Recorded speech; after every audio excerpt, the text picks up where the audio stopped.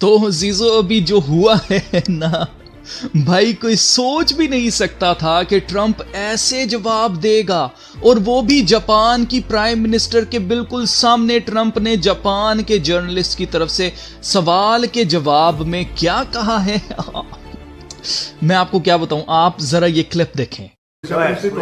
Of course, no, Japan and US are very good friends. But one question: why didn't you tell US allies in Europe and Asia, like Japan, about the war before attacking Iran? So we are very confused about we Japanese citizens. Well, one thing, you don't want to signal too much. You know, when we go in, we went in very hard, and we didn't tell anybody about it because we wanted surprise. Who knows better about surprise than Japan?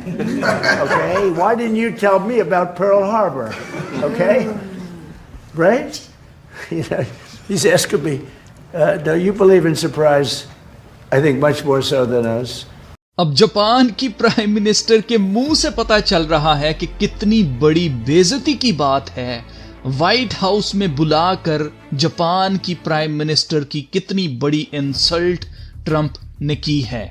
अब Trump ने literally Japan के journalist को shut up call दी है, बिल्कुल ऐसे ही जैसे Trump Japan से कह रहा हो कि भाई अपनी औकात में रहो। अब इसे कुछ लोग ताकत का नशा कहेंगे, कुछ लोगों के लिए ट्रंप का ये रवैया बदतमीजी होगी, पर जिस बात की तरफ किसी का ध्यान नहीं जा रहा वो मैं अभी आपको बताता हूं। मैं हूं अलमास जेकब और आप देख रहे हैं Trump मॉक्स Japan in front of Japan's prime minister.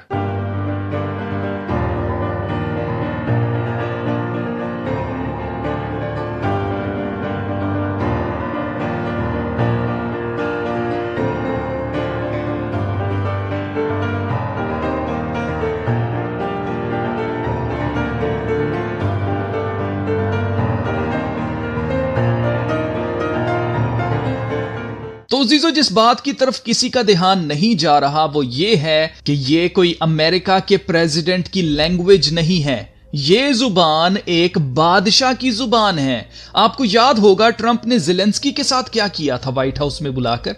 जी हां, बिल्कुल इसी तरह से उसे शट अप कॉल दी थी कि तुम्हें अमेरिका की जरूरत है। जब व्हाइट हाउस में ट्रंप ने ज़ेलेंस्की से कहा था कि यह बात करने का कोई तरीका नहीं है। अब जापान के जर्नलिस्ट ने सिर्फ यह सवाल किया था कि ईरान पर हमला करने से पहले आपने अपने दोस्त ममालिक जैसे कि जापान के साथ यह शेयर क्यों नहीं किया कि आप ईरान पर ऐलाने जंग करके हमला ही करने जा रहे हैं। तो ट्रंप ने उसका मुंह बंद कर दिया, बल्कि पूरे कमरे में सभी शॉक्ड थे कि ट्रंप ने यह क्या कह दिया है कि हम सरप्राइज देना चाहते थे, और सरप्राइज के बारे में जापान से ज्यादा कौन जान सकता है। पर्ल हार्बर पर जो कुछ हुआ, अमेरिका ने जापान पर ऐलाने जंग अचानक और सरप्राइजिंगली किया था। मतलब अमेरिका का सदर एक बादशाह है और बादशाह से कोई सवाल नहीं कर सकता कि तुमने ये किया तो क्यों किया। ट्रंप के व्हाइट हाउस में आने से पहले मैंने आपके साथ टाइम मैगजीन का ये कवर शेयर किया था जिस पर लिखा है किंग मी, यानी मुझे बादशाह बनाओ। ऐसे ही ट्रंप ने व्हाइट हाउस में आते साथ ही व्हाइट हाउस के ऑफिशियल पेज से ये पोस्ट की थी जिसमें ट्रंप के सर पर सोने का ताज है और लिखा हुआ है लॉन्ग लिव द किंग। अब ये जो कुछ हुआ है ये साफ साफ इशारा दे रहा है कि ये डेमोक्रेटिक सिस्टम जिसमें सब मिलकर दुनिया को एक ग्लोबल विलेज बना रहे थे, एक दूसरे का साथ देकर म्यूचुअल रिस्पेक्ट से काम किया जा रहा था, वो दौर अब खत्म हो रहा है। World order is shifting, power is shifting, और दुनिया का जो निजाम है वो इस वक्त बदला जा रहा है, और वो बादशाहों वाला निजाम जो पहले हुआ करता था वही वापस लाया जा रहा है। ट्रंप ने यह जवाब किसी प्रेसिडेंट की तरह नहीं बल्कि एक दहशतगर्द की तरह दिया है कि जहां हमारा दिल करेगा हम वहां हमला करेंगे, तुम कौन होते हो हमें पूछने वाले, अपनी औकात में रहो। अब ट्रंप ने ऐसा किया तो क्यों किया? बेसिकली जापान एक आजाद कौम नहीं है। दूसरी जंग अजीम में जापान जंग हार गया था और अमेरिका ने जापान पर कब्जा कर लिया था, जिसके बाद जापान और अमेरिका के दरमियान आर्टिकल 9 पीस कॉन्स्टिट्यूशन साइन किया गया था। इस अमन मुआहदे के तहत जापान अपनी फौज लिमिटेड रखेगा, यानी कि वो अपनी फौज को बढ़ा नहीं सकता एक नंबर से ज्यादा, और अमेरिका जापान को रीबिल्ड करने में मदद करेगा। और ऐसा ही हुआ, अमेरिका ने मदद भी की, और ऐसे जापान के पास कोई चॉइस नहीं थी सिवाय अमेरिका का एक एलाय, दोस्त मुल्क बनने के। फिर 1951 में treaty of mutual cooperation and security between the United States and Japan sign की गई थी। इस ट्रीटी के मुताबिक अगर जापान पर हमला होगा, कोई भी मुल्क अगर जापान के ऊपर हमला करता है, तो अमेरिका जापान को डिफेंड करेगा और बदले में अमेरिका जापान में अपनी बेसिस बनाएगा और अपनी फौज हर वक्त जापान में रखेगा। तो एक लिहाज से जापान अपनी आजादी दूसरी आलमी जंग के बाद खो चुका है। Basically they are more dependent on US than any other nation in this world. एक लिहाज से जापान अमेरिका का गुलाम ही है। तो गुलाम की इतनी हिम्मत कि वो अपने मालिक से पूछे कि तुमने हमें बताया नहीं कि हमला करने वाले हो। तो अजीजों, जापान के साथ ऐसा होना ही था, पर फिर भी ये किसी डेमोक्रेटिक मुल्क के सदर की जुबान नहीं है, ये एक बादशाह की जुबान है, और वो भी किसी डिसेंट बादशाह की नहीं बल्कि एक बदमाश बादशाह की जुबान है। और ये सब कुछ हमें लीड कर रहा है दुनिया में न्यू वर्ल्ड ऑर्डर की तरफ, जहां दुनिया को 10 बादशाहतों में बांटा जाएगा। जैसे खुदा के कलाम में पहले से बता दिया गया है कि मुखालिफ मसीह 10 बादशाहतें बनाएगा, क्योंकि जो हैवान समंदर में से निकला था उसके 7 सर और 10 सींग थे। ये 10 सींग 10 बादशाह हैं, और ये 10 बादशाह अपना पूरा इख्तियार मुखालिफ मसीह को दे देंगे।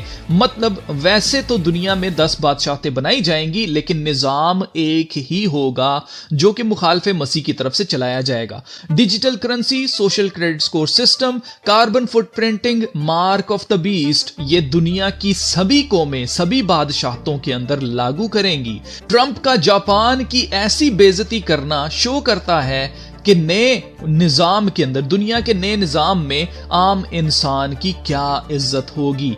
जापान में जवान लड़कों को फौज में जाने का कोई शौक नहीं रहा, क्योंकि वो जानते हैं कि फौज में जाकर उनका कोई फ्यूचर बनने वाला नहीं है। उन्हें फौज में होकर भी अमेरिका ही को सर्व करना है, इसलिए वहां की यूथ आर्मी ज्वाइन ही नहीं कर रही, जो कि मजीद जापान को अमेरिका के ऊपर मजीद डिपेंडेंट बनाता जा रहा है।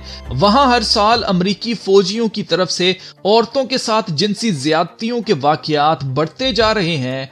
2024 में जापान की फॉरेन मिनिस्टर यूको कामिकावा ने अमेरिका की फौज को खबरदार करते हुए कहा था कि sex crimes can not be tolerated. 5 जुलाई 2024 को यह न्यूज सामने आती है और अक्टूबर 2024 में योको कामिकावा को इनके ओहदे से हटा दिया जाता है, जो कि यह शो करता है कि जापान में किसकी हुकूमत है। यहां से पता चलता है कि ये जितने थिंक टैंक्स हैं, कॉर्पोरेशंस हैं, जितना भी ये कहते हैं कि हम मिलकर काम करेंगे, जो भी ये प्लान्स म्यूचुअल बनाते हैं, म्यूचुअल अंडरस्टैंडिंग के साथ बनाते हैं, वो सब सिर्फ पेपर वर्क होता है। जब वक्त आता है तो ये किसी से नहीं पूछते हैं, ना किसी की रिस्पेक्ट करते हैं। जो इनका अपना मंसूबा होता है ये वही करते हैं।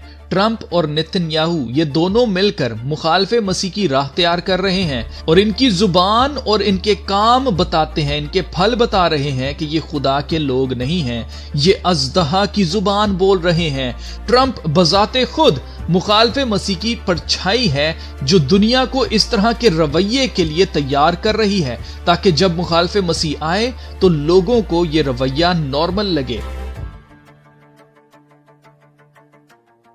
इसलिए मैं आपसे यही कहूंगा कि वक्त नजदीक आ गया है। जो लोग यीशु मसीह को नहीं जानते हैं वो जान लें, क्योंकि वाहिद यीशु मसीह के अलावा कोई वापस नहीं आ रहा और सिवाय यीशु मसीह के और कोई रास्ता नहीं है, कोई दरवाजा नहीं है, कोई वसीला नहीं है। वाहिद यीशु मसीह के वसीले के बगैर कोई बाप के पास नहीं जा सकता है। इसलिए जो यीशु मसीह को नहीं जानते हैं वो जान लें, इससे पहले कि नजात का दरवाजा बंद हो जाए।